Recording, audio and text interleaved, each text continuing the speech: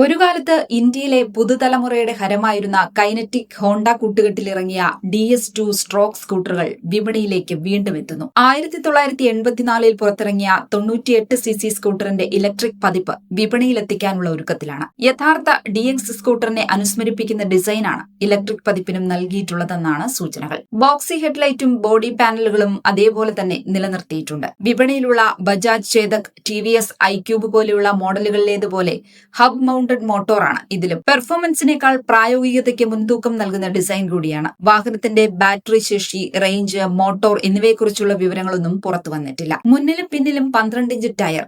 അടുത്തു തന്നെ പല പ്രമുഖ ബ്രാൻഡുകളും പുതിയ മോഡലുകൾ പുറത്തിറക്കും.